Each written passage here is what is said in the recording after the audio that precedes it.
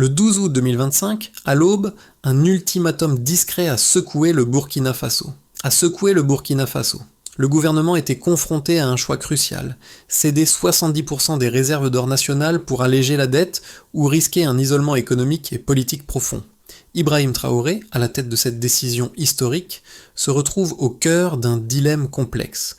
Accepter cette offre pourrait offrir un répit immédiat, mais à quel prix pour la souveraineté du pays ?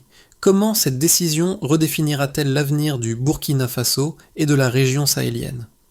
Le sort du pays repose sur une question simple. Quel prix pour la liberté économique ? Cette décision, apparemment technique, cache des enjeux bien plus profonds. Céder 70% des réserves d'or du pays n'est pas seulement une transaction financière, mais une capitulation symbolique qui pourrait effacer des décennies de lutte pour la souveraineté économique. Pour Ibrahim Traoré, cette offre présente un dilemme majeur. Accepter, c'est gagner un répit financier immédiat, mais cela pourrait rendre le Burkina Faso encore plus dépendant des créanciers étrangers. Refuser, en revanche, serait une déclaration forte, un défi direct aux puissances économiques internationales. Mais cela pourrait aussi entraîner des représailles sévères, voire nuire à la stabilité du pays. En effet, ce n'est pas seulement un enjeu économique, mais aussi politique et social. Pour les citoyens, la question est claire. Accepter cette solution serait-il un sacrifice acceptable pour garantir une stabilité à court terme, ou est-ce une voie sans issue menant à un contrôle économique extérieur et à une perte de dignité nationale ? Le choix de Traoré sera un test pour la nation tout entière, qui pourrait définir son avenir pour les générations à venir. Le matin du 12 août 2025, un chiffre brutal est posé sur la table. 70% des réserves d'or du Burkina Faso. Cette exigence n'est pas une simple demande, mais un test de souveraineté pour le pays. L'ultimatum n'était pas seulement une transaction financière, mais un rapport de force déguisé. Ce qui devait être une négociation technique est devenu un véritable défi politique. Pourquoi 70%? Cette proportion n'est pas choisie par hasard. Elle représente bien plus que la simple valeur monétaire de l'or. C'est une question de pouvoir. Accepter signifie que le Burkina Faso, malgré ses vastes ressources aurifères, se retrouve dans une position de dépendance renforcée où chaque décision future sera dictée par des créanciers extérieurs. Refuser, c'est risquer l'isolement économique et diplomatique, tout en affirmant une volonté de maintenir un certain contrôle sur ses richesses. Ce dilemme s'inscrit dans un contexte particulier, celui d'une économie burkinabé fragile, dépendante de ses ressources naturelles, mais en grande partie aux mains d'acteurs extérieurs. L'or représente une source de revenus essentielle, mais la gestion de cette ressource est rendue complexe par des contrats miniers anciens et des accords souvent inégaux avec des entreprises étrangères. De plus, la dette publique a atteint des niveaux insoutenables, contraignant le pays à envisager de telles solutions extrêmes. La réalité est que le Burkina Faso a longtemps vécu avec un paradoxe, une richesse minière abondante, mais une incapacité à en tirer pleinement parti au bénéfice de sa population. Les réserves d'or ont longtemps échappé au contrôle direct de l'État, ce qui limite son pouvoir de négociation. Dans ce contexte, la décision d'Ibrahim Traoré devient une question de survie nationale. Accepter l'ultimatum pourrait soulager la pression immédiate, mais à quel prix ? Refuser pourrait ouvrir la voie à une indépendance retrouvée, mais avec des risques énormes. L'enjeu dépasse de loin les simples finances. Il s'agit de l'avenir politique et économique du Burkina Faso. Ibrahim Traoré se trouve à un carrefour crucial. À la tête d'un Burkina Faso, plongé dans une crise économique profonde, il doit prendre une décision qui pourrait redéfinir l'avenir du pays. Conscient des risques politiques, sociaux et économiques, il n'a pas le luxe de choisir la facilité. Il est entouré de conseillers, mais la responsabilité finale repose sur ses épaules.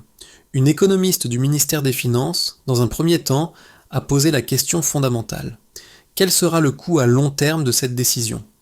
En effet, céder 63% des réserves d'or offrirait un soulagement immédiat, mais cela coûterait à la nation son autonomie future. D'un autre côté, un ingénieur des mines a rappelé que les gisements aurifères, au-delà de leur valeur comptable, étaient des moteurs économiques vitaux pour les régions minières.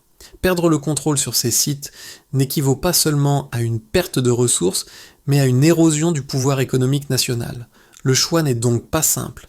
Traoré pris entre la pression des créanciers et celle d'une opinion publique de plus en plus méfiante vis-à-vis de l'ingérence extérieure, doit peser le pour et le contre. Refuser l'ultimatum, bien que risqué, pourrait donner au Burkina Faso l'occasion de redéfinir son destin économique et politique. Mais un tel refus entraînerait sans doute des représailles immédiates et des conséquences négatives sur la stabilité sociale, notamment avec une population déjà touchée par des difficultés économiques persistantes. Dans cette situation, chaque mouvement, chaque parole de Traoré est scruté avec attention. Son choix deviendra un symbole de la volonté du pays de s'affirmer face à des puissances extérieures. L'ultimatum a été émis à l'aube du 12 août 2025. Et en quelques heures, la situation a pris une tournure décisive. Dès la réception de ce message brutal, Ibrahim Traoré a compris que la réponse du Burkina Faso déterminerait bien plus que l'avenir économique immédiat du pays. À 6h00, une réunion d'urgence a été convoquée. Les ministres et les conseillers les plus proches du président se sont rassemblés dans une salle de crise. Le premier ordre de Traoré était clair: préserver l'intégrité des ressources nationales tout en évaluant les impacts à long terme de toute décision. C'était un test de souveraineté, mais aussi de leadership. À 6h30, la machine administrative a été mise en marche. Les sites miniers stratégiques ont été placés sous surveillance renforcée. Ce n'était pas encore une action militaire, mais un message clair adressé aux acteurs étrangers.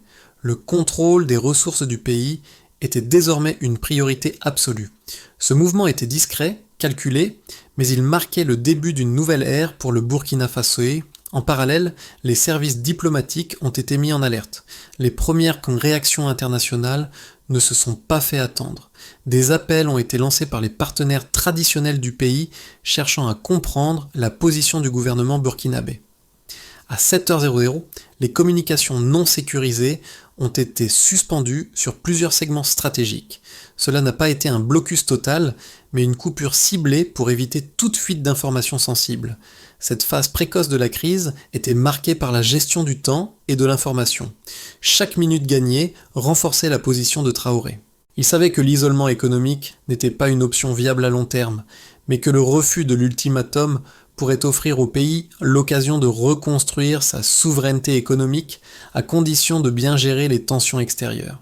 À 8h00, les premières pressions diplomatiques ont commencé à se faire sentir. Les messages codés et les avertissements voilés ont afflué, mais le Burkina Faso est resté silencieux. Ce silence stratégique devenait une arme. Chaque minute sans réponse publique augmentait l'incertitude des partenaires extérieurs. Cela envoyait le message que la décision n'était pas encore prise, mais que la question posée était d'une importance capitale pour l'avenir du pays. À 9h00, la situation a évolué. Une image d'un site aurifère, désormais sous contrôle étatique, a été partagée via des canaux non officiels. Le drapeau national était visible et ce geste symbolique est rapidement devenu viral sur les réseaux sociaux. Cette image marquait la fin de l'incertitude et le début d'une confrontation publique. À midi, Ibrahim Traoré a pris la parole. Le discours qu'il a prononcé a été bref mais puissant. Il a évité de rentrer dans les détails techniques de la situation, mais il a souligné l'importance de la décision pour les générations futures. Ce discours a transformé l'interprétation des événements. Ce n'était plus une crise financière, mais un moment de transformation nationale. Traoré a mis l'accent sur la responsabilité historique de son pays, et ce discours a trouvé un écho au-delà des frontières du Burkina Faso.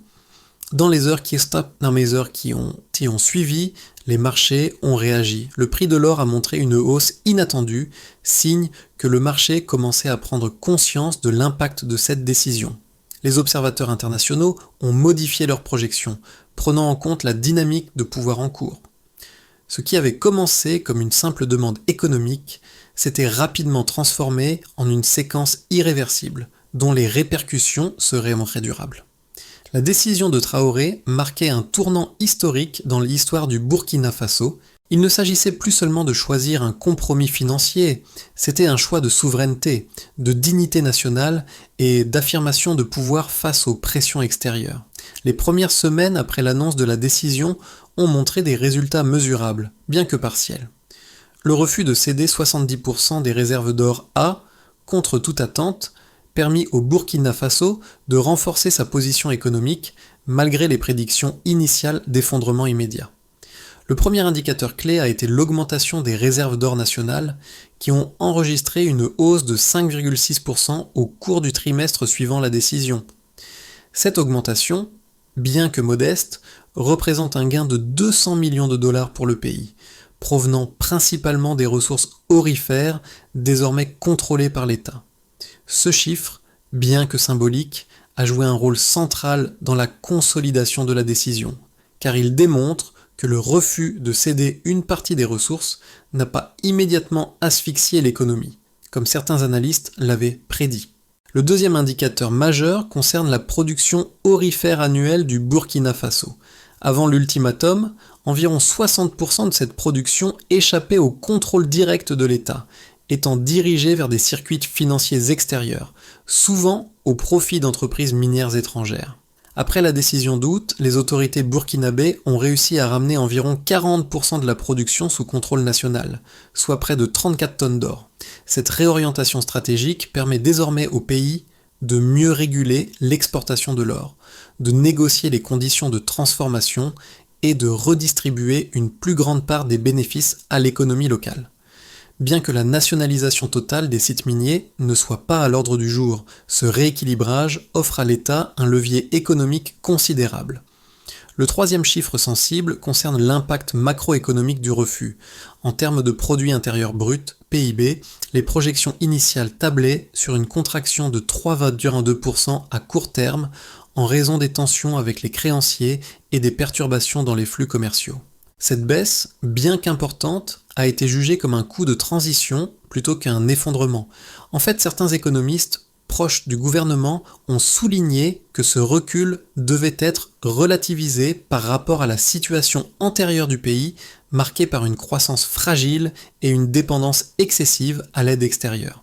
À long terme, l'objectif est de réduire cette dépendance et de reconstruire une économie plus autonome, capable de générer ses propres revenus sans recourir constamment à des emprunts extérieurs. Ces trois chiffres clés témoignent d'une dynamique complexe. Ils montrent que le refus de céder les ressources n'a pas entraîné l'effondrement immédiat du Burkina Faso, mais a plutôt ouvert la voie à un rééquilibrage progressif. Bien que les pressions internationales restent fortes et que l'impact social de cette décision soit encore en gestation, les résultats économiques préliminaires indiquent qu'il est possible pour le Burkina Faso de maintenir une trajectoire de développement plus indépendante et plus résiliente. Ces chiffres sont aussi une réponse directe aux critiques internes, notamment celles qui affirmaient que la souveraineté économique ne pourrait jamais être une réalité sans sacrifier le bien-être immédiat de la population. Ils démontrent que, même dans un contexte de pression extérieure, l'État burkinabé peut faire valoir ses intérêts à court terme sans sacrifier son autonomie. Cependant, ces gains ne sont pas définitifs et devront être consolidés au fil du temps. Le véritable défi réside dans la gestion de ces ressources et dans la transformation de ces résultats économiques en bénéfices durables pour la population. Dans le débat qui entoure la décision de refuser l'ultimatum du 12 août 2025, deux arguments opposés se sont rapidement imposés. D'un côté, les analystes les plus prudents insistent sur les risques immédiats de l'isolement.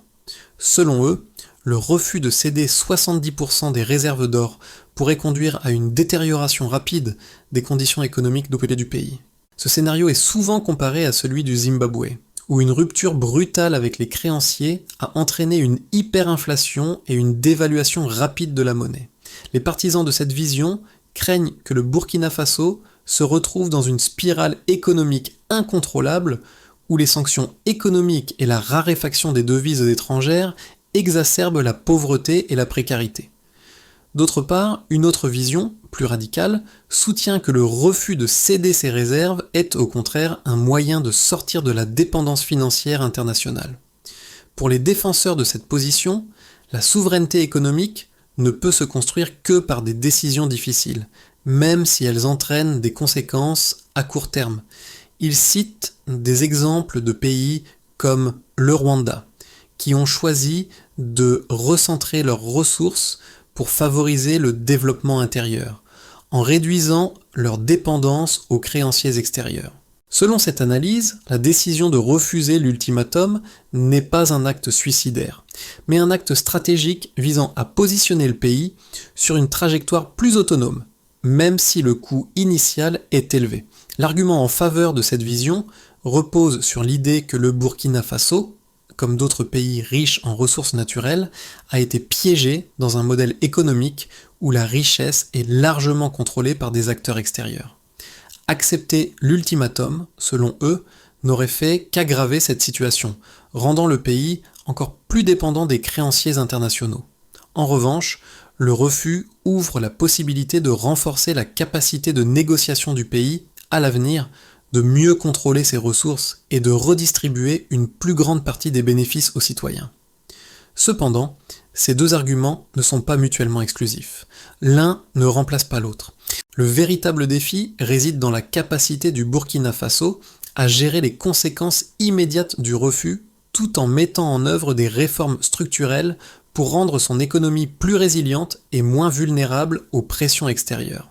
À ce stade, l'impact de la décision d'Ibrahim Traoré commence à se faire sentir de manière plus tangible. L'image de l'or désormais sous contrôle étatique a rapidement franchi les frontières du Burkina Faso, transformant un simple acte administratif en un symbole fort de résistance nationale. Cette prise de contrôle n'est pas qu'une action économique, elle est devenue un acte politique. Pour le peuple burkinabé, il ne s'agit plus seulement de finances, mais de dignité et de souveraineté. Le silence stratégique observé par le gouvernement au début de la crise a donné place à une affirmation claire. Le Burkina Faso est prêt à payer le prix de son indépendance économique. Les premières retombées sociales sont également visibles. Dans les zones minières, les attentes de la population sont en train de changer. Les discussions sur une meilleure répartition des revenus miniers ont pris de l'ampleur. Bien que les projets concrets restent encore limités, la simple promesse de réinvestir les profits dans les infrastructures locales a suffi à raviver l'espoir. Ce changement de perception marque une étape importante. La souveraineté économique commence à se matérialiser dans la vie quotidienne des Burkinabés. Les prochaines étapes seront cruciales pour transformer cette dynamique en résultat durable. Les conséquences de la décision de refuser l'ultimatum ne se limitent pas à l'économie. Elles s'étendent à plusieurs sphères de la société burkinabé avec des répercussions immédiates mais aussi des effets à plus long terme. L'impact sur les populations locales, notamment dans les zones minières, est particulièrement visible. La reprise du contrôle des réserves d'or par l'État a alimenté un espoir renouvelé dans ces régions, historiquement laissées pour compte. Le sentiment que les richesses du pays pourraient enfin bénéficier à la population locale a pris une dimension symbolique. Les attentes sont grandes. La promesse de réinvestir une partie des bénéfices dans des projets sociaux et des infrastructures a donné naissance à une vague de soutien populaire. Toutefois, cette espérance reste fragile, car les bénéfices directs de cette politique ne se concrétiseront que dans le temps. Pour l'État, l'enjeu est de tenir cette promesse de redistribution. Les autorités burkinabées devront faire face à des pressions pour prouver que le contrôle de l'or, loin d'être un simple geste symbolique, peut réellement améliorer la vie des citoyens. Cela nécessitera des investissements conséquents dans les infrastructures, la santé, l'éducation et la création d'emplois.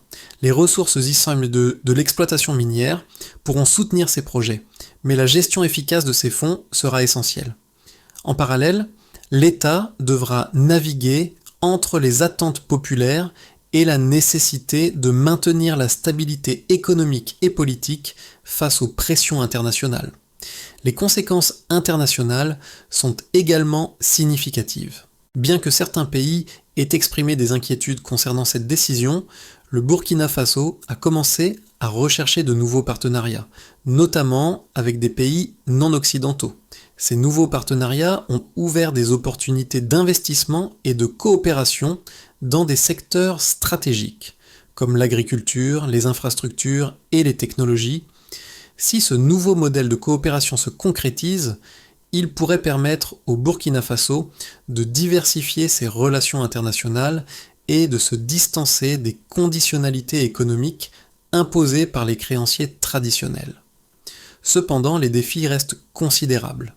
Le refus de l'ultimatum pourrait entraîner des sanctions économiques de la part des créanciers traditionnels, affectant la capacité du pays à accéder à des financements internationaux. Ces sanctions pourraient aussi compliquer les échanges commerciaux, notamment en ce qui concerne l'importation de biens essentiels. Malgré cela, Ibrahim Traoré semble déterminé à poursuivre sa trajectoire, convaincu que le refus, bien qu'il engendre des difficultés à court terme, ouvrira la voie à une autonomie durable et à une souveraineté retrouvée. Les effets à long terme de cette décision sont encore incertains, mais le choix de refuser l'ultimatum a indéniablement provoqué un changement de paradigme. Le Burkina Faso est désormais sur la voie d'une redéfinition de ses priorités économiques et sociales, et la manière dont le pays gérera cette transition sera cruciale pour déterminer si ce mouvement vers l'autonomie pourra se pérenniser. Dans les 6 à 12 prochains mois, 3 trajectoires plausibles se dessinent pour le Burkina Faso, chacune ayant des implications profondes pour son avenir politique et économique. Le premier scénario, celui de la consolidation prudente, repose sur une stabilisation progressive des finances nationales. Dans ce cadre, l'État continue de contrôler les réserves d'or, mais opte pour une gestion stricte de ses ressources. Les exportations d'or reprennent à un rythme contrôlé, tandis que les autorités maintiennent une discipline budgétaire rigoureuse pour éviter l'aggravation de la dette. Les tensions diplomatiques persisteront, mais elles seront contenues grâce à des négociations discrètes avec des partenaires non occidentaux, ce qui permettra de maintenir la stabilité intérieure. Ce scénario privilégie la prudence, avec des gains limités mais durables dans les secteurs de l'infrastructure et des services sociaux. L'objectif ici est de préparer le terrain pour une croissance progressive et de renforcer les fondations économiques sans provoquer de changements brusques. Le deuxième scénario, plus optimiste, repose sur l'effet d'entraînement régional.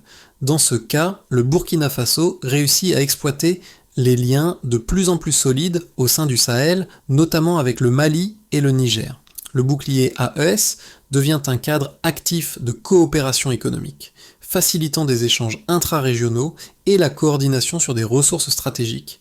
De nouveaux partenariats, notamment avec des acteurs asiatiques, commencent à se concrétiser, attirés par l'accès direct aux matières premières et la diversification des relations économiques. Ces partenariats permettent à l'économie burkinabé de se diversifier, et les recettes minières soutiennent des investissements ciblés dans des secteurs comme l'agriculture, la formation technique et les infrastructures. Dans ce scénario, le Burkina Faso devient une référence pour d'autres pays de la région, illustrant que la souveraineté économique et la coopération régionale peuvent créer un cercle vertueux d'investissement et de développement. Le troisième scénario, le plus incertain, repose sur une intensification des pressions internationales. En réponse au refus de céder les réserves d'or, les créanciers traditionnels pourraient imposer des sanctions ciblées qui compliquent l'accès du Burkina Faso aux circuits financiers internationaux. Cette situation pourrait entraîner une hausse des coûts d'importation et une pression inflationniste sur les ménages, notamment dans les zones urbaines. Cependant, l'État burkinabé, armé de ses leviers miniers, utiliserait ces ressources comme amortisseurs pour minimiser les effets négatifs sur la stabilité interne. Le gouvernement pourrait ainsi éviter un effondrement brutal, mais la cohésion sociale serait mise à l'épreuve. Ce scénario souligne les risques associés à l'indépendance économique, mais aussi les défis de maintenir une trajectoire stable face à des pressions extérieures croissantes. Ces 3 scénarios illustrent les choix difficiles auxquels le Burkina Faso sera confronté dans les mois à venir. Chacun d'eux a des implications profondes pour l'avenir du pays, et la manière dont Ibrahim Traoré et son équipe géreront cette période de transition sera cruciale pour déterminer la réussite de cette politique audacieuse. À ce stade, la décision d'Ibrahim Traoré a déjà touché un large éventail de groupes sociaux au Burkina Faso, mais ses répercussions ne se limitent pas aux sphères économiques et politiques. Les jeunes urbains, souvent confrontés à un chômage élevé et à une instabilité socio-économique, ont commencé à voir cette décision sous un jour nouveau. Pour eux, la souveraineté économique n'est pas un simple concept abstrait, mais une opportunité concrète de créer un environnement plus favorable à l'entrepreneuriat et à l'emploi. L'idée que les ressources nationales pourraient être utilisées pour financer des projets locaux alimente un sentiment de renouveau. Les jeunes, longtemps désillusionnés par le manque de perspectives dans leur pays, commencent à se poser la question: et si la souveraineté économique ouvrait la voie à un futur plus prometteur ? Dans les zones minières, la population ressent un changement palpable. Bien que les projets d'infrastructure et les investissements sociaux soient encore dans leur phase initiale, l'espoir est tangible. Le fait que l'État prenne le contrôle des ressources aurifères a créé un sentiment de dignité collective. La promesse de redistribution des bénéfices locaux, bien que non encore réalisée dans son intégralité, a suffi à raviver l'espoir d'un avenir meilleur. Ce changement de perception est crucial, car il transforme un contexte de mécontentement en une dynamique d'attente active, où les citoyens se sentent désormais impliqués dans les décisions qui affectent leur quotidien. Cependant, cette transition ne sera pas sans défi. Le gouvernement burkinabé devra répondre à ces attentes croissantes en transformant les promesses en actions tangibles. La réussite de cette entreprise dépendra de la capacité à mettre en œuvre des projets concrets, à maintenir un dialogue constant avec la population et à équilibrer les exigences économiques avec les aspirations sociales. L'avenir de la souveraineté économique du Burkina Faso repose sur la capacité de son leadership à naviguer dans cette zone complexe entre espoir et réalisme. La réussite de la décision d'Ibrahim Traoré dépendra en grande partie de la mise en œuvre d'une feuille de route claire qui permettra de concrétiser les promesses faites aux citoyens burkinabés. La première étape essentielle consiste à sécuriser les sites miniers stratégiques. Les autorités devront mettre en place des mesures de protection rigoureuses pour éviter toute interférence extérieure et garantir que les ressources minières soient pleinement contrôlées par l'État. Cela nécessitera non seulement des forces de sécurité renforcées, mais aussi des protocoles de gestion des ressources transparents, capables de démontrer aux citoyens que les bénéfices seront véritablement redistribués à la population locale. La deuxième étape cruciale réside dans la révision des contrats miniers existants. Un comité d'experts composé d'économistes, de juristes et d'ingénieurs devra examiner les accords en vigueur et évaluer les marges de manœuvre possibles. L'objectif n'est pas une rupture brutale, mais une renégociation des termes pour maximiser les bénéfices pour le pays. Cela inclut la recherche de clauses souvent négligées qui pourraient nous permettre de conserver une plus grande part de la valeur ajoutée localement, en particulier en termes de recettes fiscales, d'emploi et d'investissement dans les infrastructures. La troisième étape sera l'orientation des ressources générées par l'exploitation minière vers des projets visibles et concrets, comme la construction d'infrastructures dans les zones rurales, le financement de programmes de santé publique et d'éducation, ainsi que la création de centres de formation technique. Ces investissements auront un double objectif: améliorer les conditions de vie à court terme et renforcer la légitimité de la politique de souveraineté économique du pays. Enfin, une coordination régionale sera nécessaire pour garantir la stabilité et le soutien entre les États voisins. Le Burkina Faso, en collaboration avec le Mali et le Niger, pourrait renforcer le bouclier AES afin de créer une union économique et sécuritaire solide qui permette d'amortir les effets des pressions extérieures.